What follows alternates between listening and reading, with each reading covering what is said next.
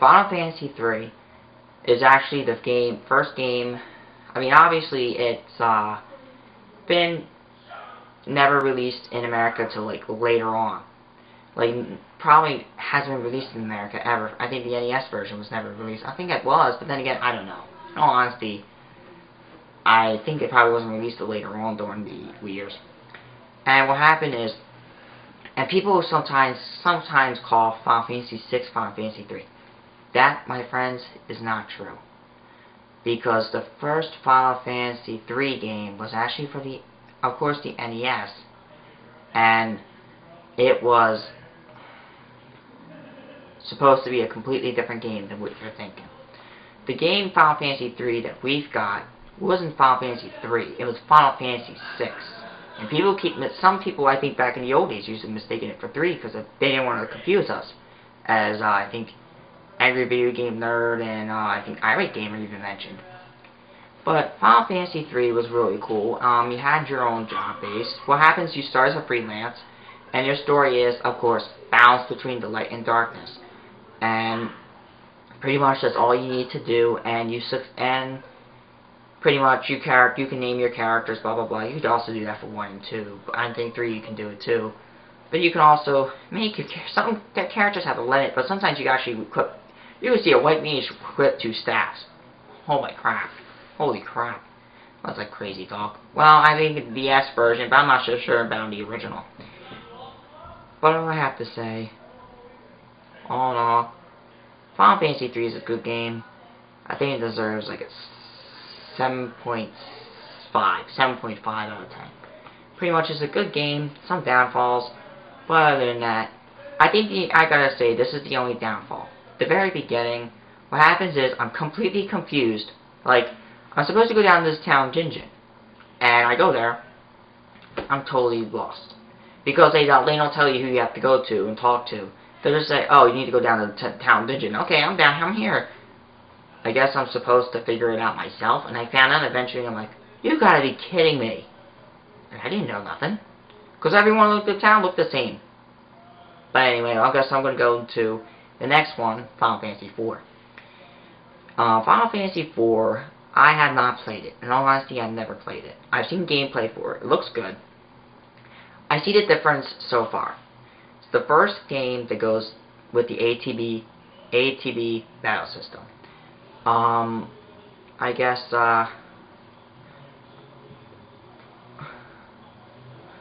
pretty much, I mean, I don't know what the meaning is, but I know it's supposed to be something with, okay, once you attack, you have to wait for that bar to fill in order to attack again. And, you have to wait for, and if you don't make a, decision quick, your enemy can kill you. That's pretty much what that system introduced, and it kind of got people to think faster. And the first 3 Final Fantasy was just basically turn-based, so you attacked, then your monster attacked, you attacked, and then the monster attacked. But in this game, you actually had to think. You had to, okay, I gotta do this, gotta do that, gotta do this, gotta do that. Kind of got you in the thinking mood, made it more challenging. So I have a favorite song from that game. It's actually the Four Fiends. I'm not gonna start that. That game, I cannot really give it a rating until I play it, but so far it looks like a really good game. Now on to Final Fantasy V. Now, Final Fantasy V, on the other hand,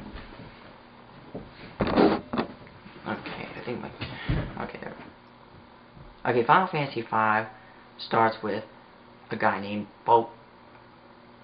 I forget his name because I haven't played the game in forever. It starts with a B. But, like, it starts with him, and you have to go, of course, you get a very beginning scene. What happens is some weird events happen, whatnot, and you have to go through the game.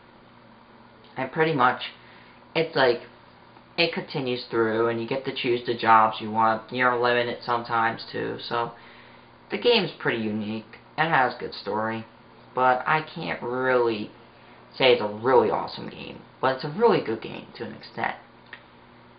So I gotta kind of give that game. And remember, this is just a matter of opinion, so don't go and say and flame me, because I don't like a game that you like. It's a matter of opinion. Just don't, please. The game gets an 8 rating. Doesn't go any higher than that. But other than that, I mean, it's a really good game, but there's some downfalls. Downfalls in every Final Fantasy, I'll even admit. Okay, Final Fantasy VI. I'll be honest with you, I've never played it either, but I have seen gameplay of it as well. Gameplay looks really good, and I think the story is really good too. I think so far it looks so good, but I've not been able to play it because I haven't been able to get it. So hopefully I'll be able to play that, and it looks really good. I like some of the songs to it. I like the battles. I love the victory theme. That's the thing I would dance to all day long. It's so funny. But anyway, before I get off topic, that game I can't really give it a rating either. I know I'm not going real in depth with these games. I'm trying to give it to a brief of the games I don't play much, and that's all I can say. The game was just basically you have this girl you start with. I forget her name. Oh, Terra. You start with Terra, and you have to go through this whole thing and whatnot. Final Fantasy VII. Where do I begin?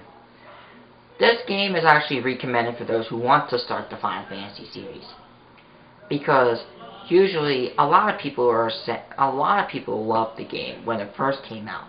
9 million copies sold worldwide when it first came out. I think that's an amazement just for the first time of hearing it. It's worldwide 9 million copies. The game must have been really that good, because I played it. It's amazing. I got up to one point though, and I said, "I'll stop. I'm gonna just stop."